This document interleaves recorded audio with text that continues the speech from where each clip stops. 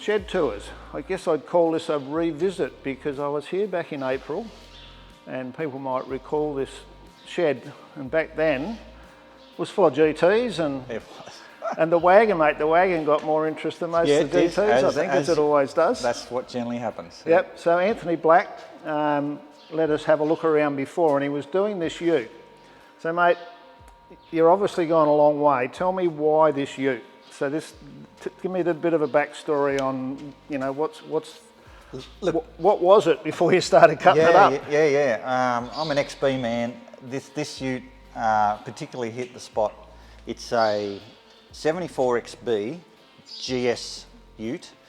The thing about it, Howard, it is a factory 351.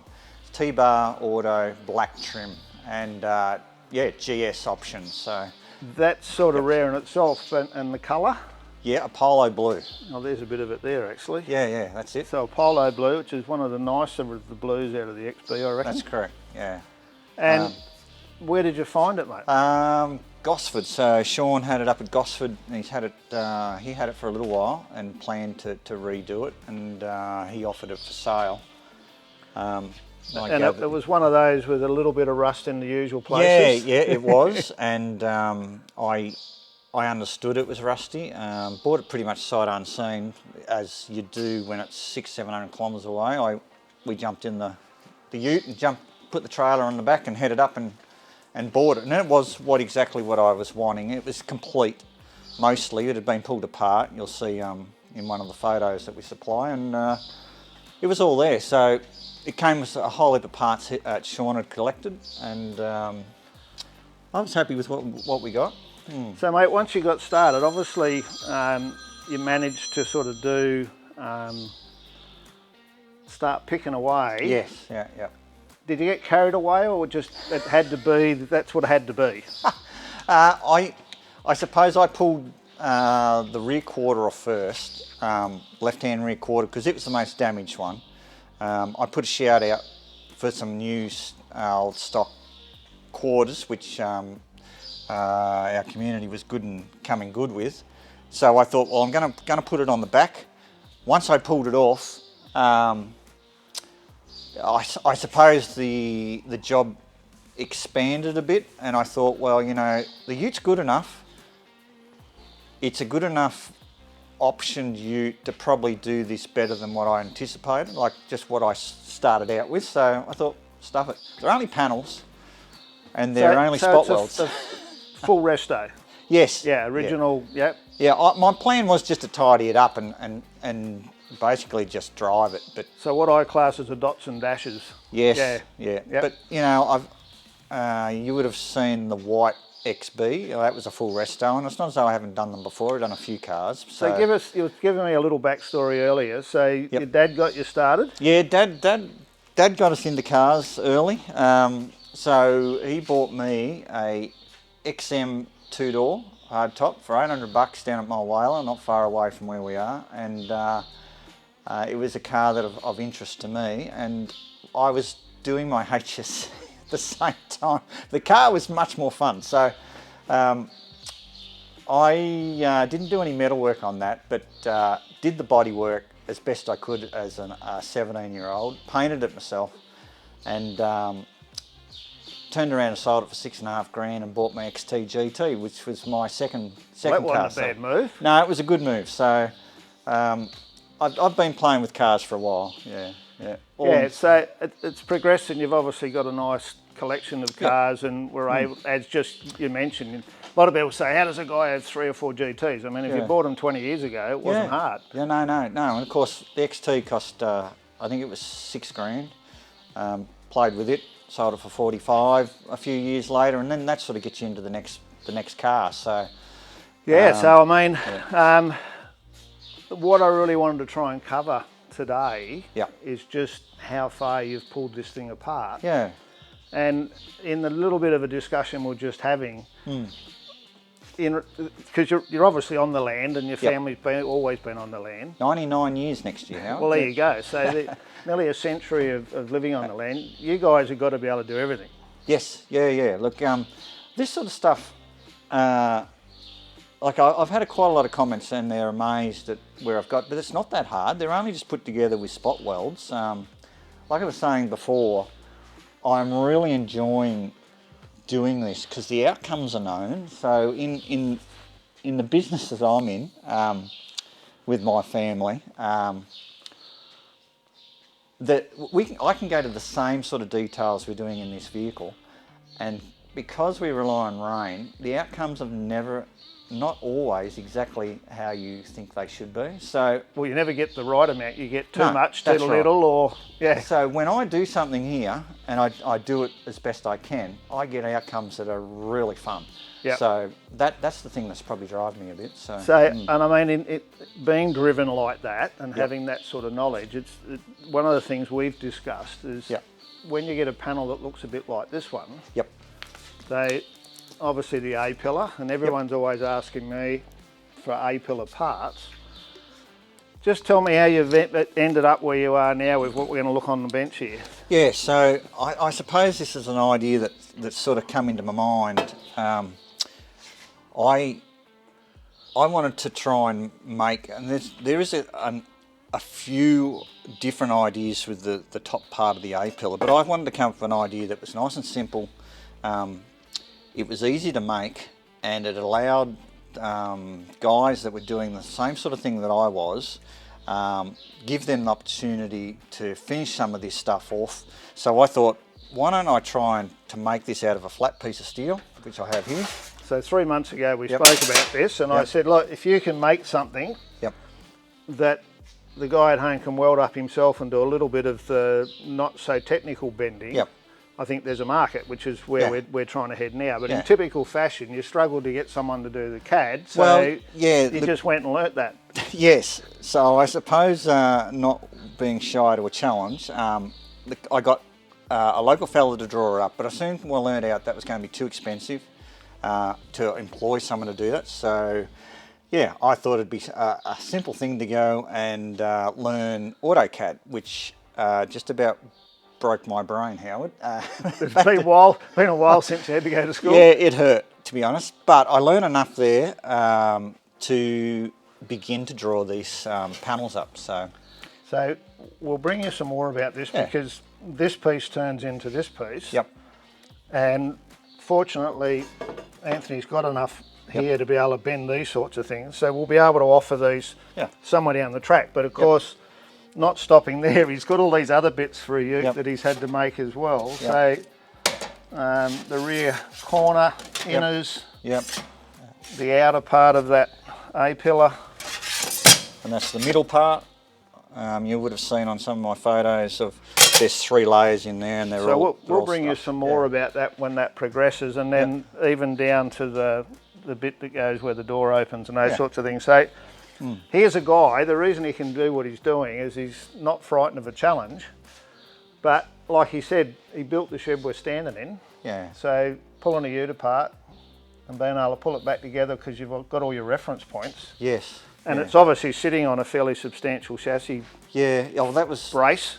I was pretty careful to get that right to start with. So we've got a big RHS that goes underneath the whole body. It picks up the front torque box, the rear torque box, and two welded 2 braces underneath. I wanted to make sure nothing shifted there, and I also wanted to make sure the front part of the engine you've still got the whole front together. Yep, and it's got another RHS that goes to the front to the rotisserie, and then the next thing was to make sure my roof didn't move, and hence the NASCAR blue roll cage. Yeah, and of course you'll end up being able to bolt all your panels and all back on, get your gaps right before you start welding it together. Like I said to you before, there's really only 4 or 5 panels that got to go back in the same spot. I've already had this together twice since it's been pulled apart to make sure everything fits.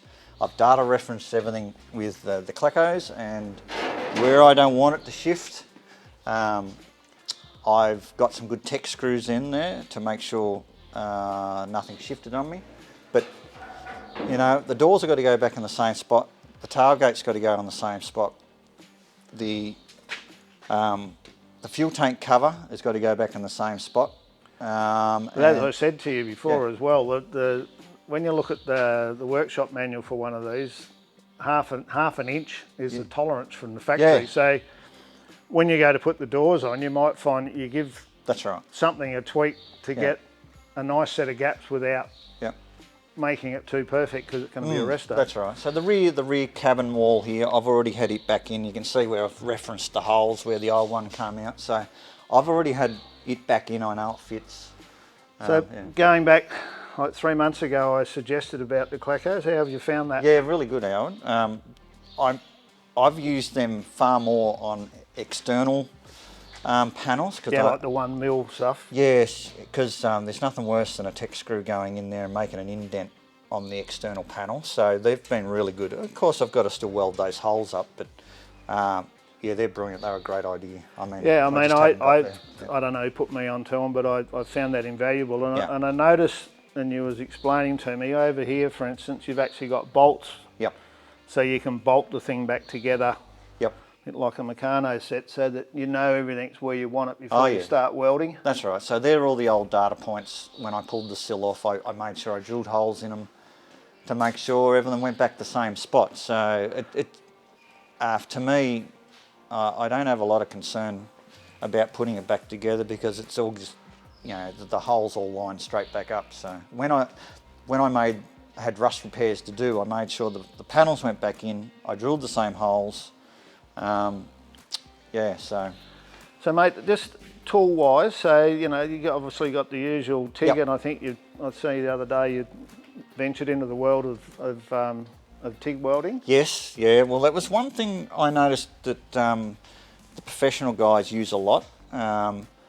It was a welding skill that I never learnt when I did a course when I left school. I left school, did a learn to weld course, then went back and did a certificate course on arc welding, MIG welding and oxy welding. And I never did TIG. And so again this year went back and did a TIG course, and it was great. I understand now why a lot of guys use it. It's really clean, isn't it? Yes, it's clean, it doesn't spit. The welds are softer, I reckon. They are, a lot of that comes down to the wire. Yep. And even, you may or may not be aware, with your MIG wire, there's different tensile strength wires. Yes. So if you're welding a shed like this, you need high tensile. Yep. You can actually buy like a sheet metal wire for your MIG, which will be softer, but most of the wire that you buy for a TIG weld is very soft, so it's the same as the parent metal basically. Well, I noticed it's far more workable when you've got to do a little bit of dollying to... Yeah, you can grind it up and then hammer it, and it never seems to want to crack. No, my TIG actually gave away for about 2 weeks, and I had to use the MIG, and I noticed when I had to panel, like beat some stuff, it cracked straight away. So I'm thinking, gee whiz. So it's the tensile strength, so your MIG wire is probably a high tensile wire. Beautiful welding thing, so it's far more predictable than the MIG wire that shoots this wire out and pokes at the weld. The TIG, I find you can just drop weld into it, and I really do enjoy it. And I like the fact that you're not getting splatter all over you. And not telling any of the professionals anything, but those at home, they're wondering the differences. There's real differences there to gain, I think. Yeah. I think it's you know, if you can justify, I mean, you don't have to buy the world's best TIG. You know, mine's a pretty basic one, but I've been able to get some value out of that. So mate, I see this one looks a little bit like mine, and I think you mentioned that might have been a bit of a... Yeah, look, once I started pulling some of those panels off, I realised that I was going to need something to straighten it, so went into my local steel merchant, and we found a nice piece of 25mm plate, and that's been very... It's so good, isn't it? Oh. Yeah, I mean, just the fact that you can put it on there, make an edge, do what you're going to do. I like this little pile. Yes, it's just about stopped growing now, so probably the big panels aren't a lot of work, but I suppose when you sort through and you find pieces like this, and there's just... You just got to cut everyone out. Oh, there's just dozens of them, Howard, you know. So you sacrificed, the white one was a... It was an XG. An XG. People might have seen me post this one. I used the cabin rear wall. It's the wall that's in there that's going in that ute. They're very similar, just apart from some external dimensions differences. But If anyone is doing a ute, I can thoroughly recommend getting one of these because there's so many parts that cross over. So I wasn't happy, I posted last week that I wasn't happy with my repair that joined to the new floor I bought. I didn't like it at all. So I started again, went back down the paddock and saw all this, and it's exactly the same. As far as I can see, there's very little difference. So that and where the fuel tank ledge sits here is exactly the same. This floor's a little different here with these swages, but wow, there's a lot of good parts in them, Howard.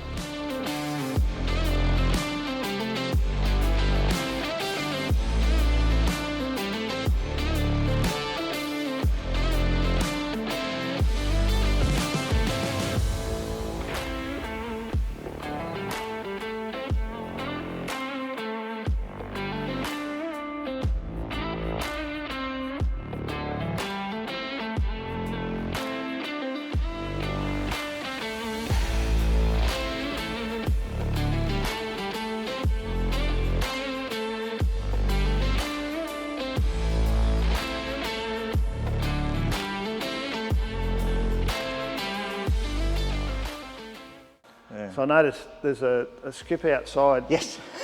It's pretty full as well. Yes.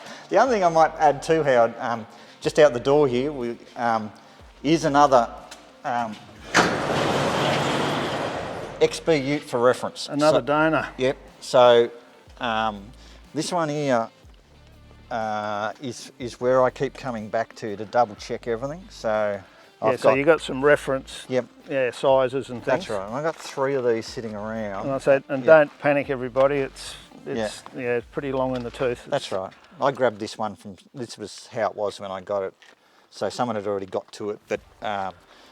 Someone had already taken a few bits. Yeah, they'd got the B pillars, but I thought there was still enough bits in here for me to. It was worth the. There's always something, isn't there? I was fortunate in the early days that these sort of things were still in the wrecking yards, but of course they're all gone. Yeah. Now. Yeah. So, but just reference points with the A pillars and gaps, and I've been back out here a number of times just checking stuff. Just even this stuff here, Howard. Would you believe that part there is different to the other side? It's this bit here is different.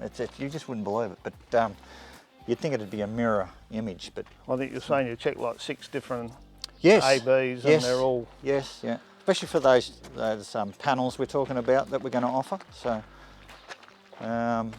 so the leftovers. Yeah, the leftovers are in there of the XG. I probably could have grabbed, maybe used some of those for someone else, but they just become junk in the end. It does. Yeah. Yeah, we end up with enough of that. Yeah, but anyway, this has been, like I said, been important to come back and truth what I'm doing inside. So. Yeah. And you'll be surprised. I need a nut or I need a bolt. Yes. Yeah. I need something. That's right. Yep. So, no, it's been good to have that here. Yep. More junk. There's the rear wall here, and you can sort of see why that was.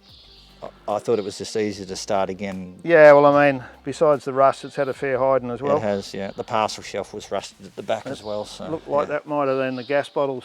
Yeah, that's sliding around in the back. We've all done that. So here's another example, Howard. That panel there is where the tow bar comes through on the XG. Well, that's exactly the same. And you can see what they've done when they fitted the tow bar. But that's exactly the same as the XB. These here are the panels that sit behind where the spare rear, wheel. Yeah, the spare wheel. They're the same. I'm going to use this. This is the spare wheel carrier out of the XG. The tow bar even fits in there. So just stuff like that, Hal. Yeah. Might be of interest to people. Yeah.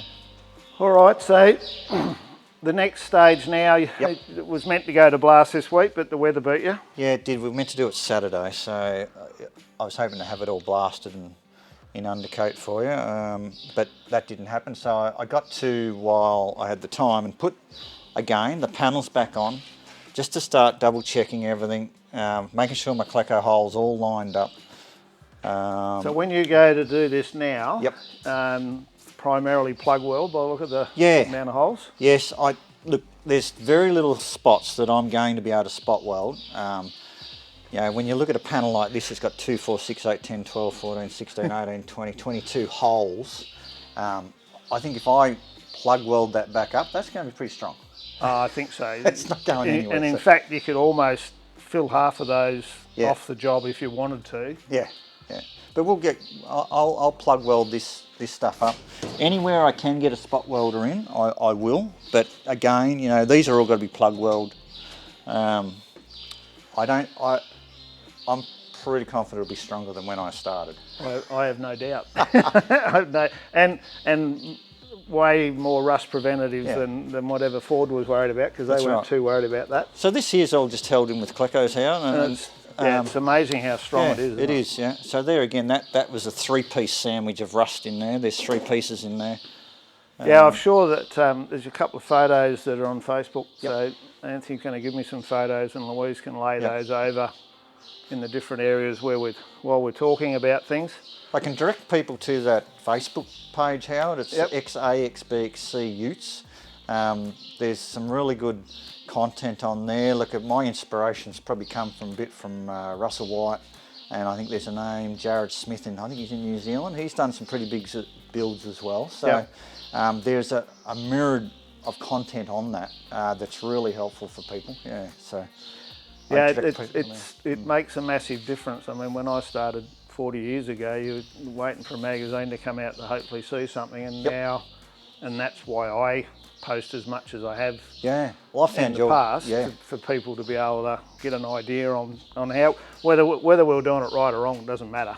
Yeah. I mean, if you can see someone doing something, you can make your own decisions about what you think's right and what's wrong. Well, there's the one that's going to replace. That's right. Yeah. So things like that, I thought I might make that again, but it was just on. Got another one. Yeah.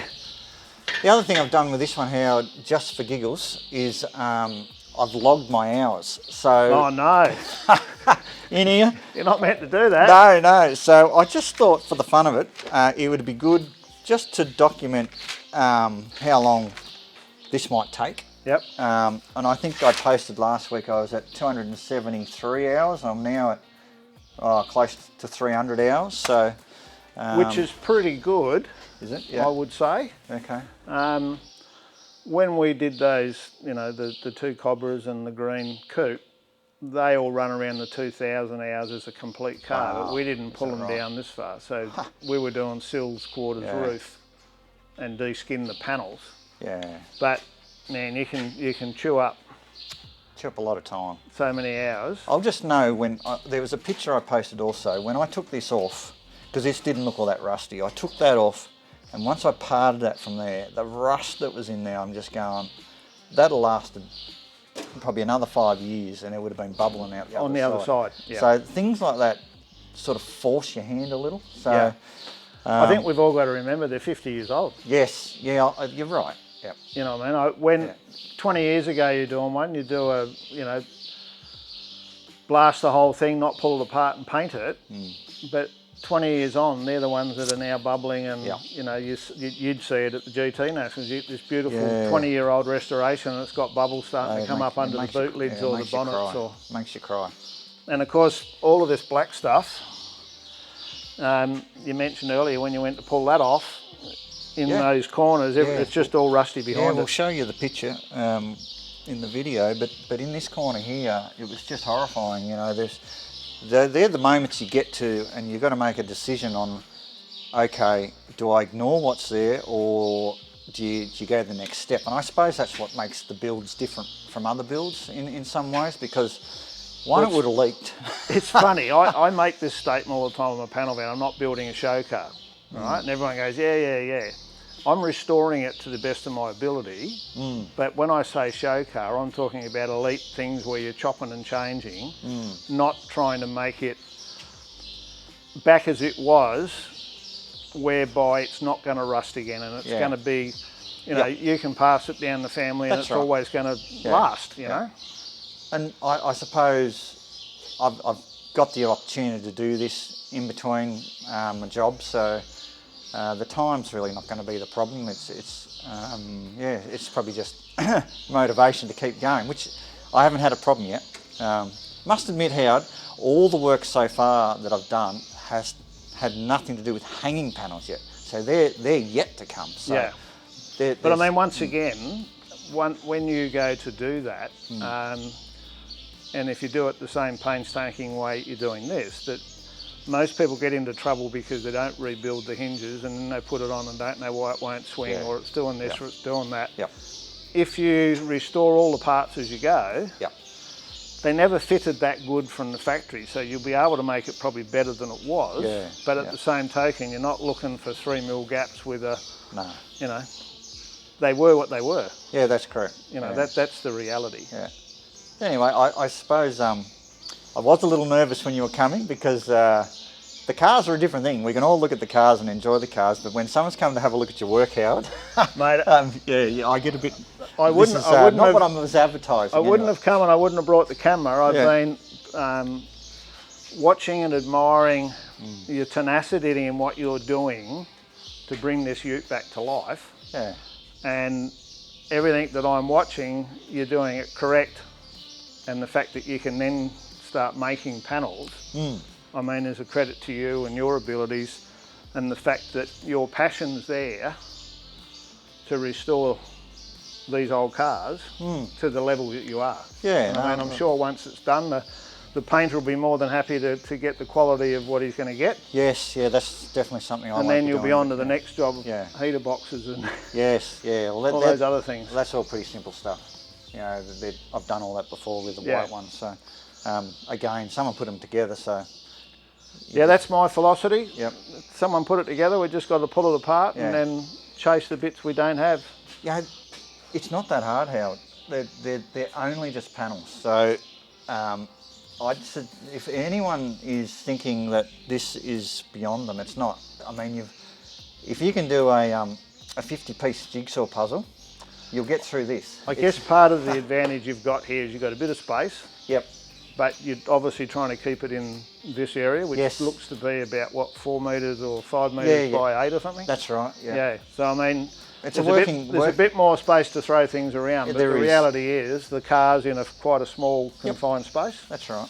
And then it's just a case of getting out here and one job at a time, mate. That's right. The only things I'd say is, not that I'm giving any tips, is make sure when you're pulling stuff together is to data reference everything. Put a hole through them, especially where there's no rust, and make sure you've got everything where it came off. So you've got those points to put it back together. Got those points, grab a really good set of gloves, and I must admit I saw Blackman, what's his first name? Darren. Yep. Getting around with a black apron. So I've bought him a few over the years. I went and got myself a Blackman apron, and I got to say that has saved wrecking a lot of shirts as well. So Darren did a lot of time in trucks, chassis works and building, big stuff, and he's always worn an apron. And I got him one in the States when I went over in 2018, which he wore out, and then I got him the last one, but he's worn a few out. I can recommend them. Yep. And the other thing he does is he wears a short glove, but when he's doing heavy welding, he doesn't want to put a jumper on. He's got an old set of gloves he's cut the hand out of that go up his arm, on his welding arm. Yes, okay, well, there you go. So there you go. Mate, thank you very much for your time. No problems. I hope it's of help. Well, it will, and I'm sure that, I managed to come this time because I was on my way to Melbourne. Yep. We'll probably try and venture back another time when you're starting to get some panels back on it. Yeah.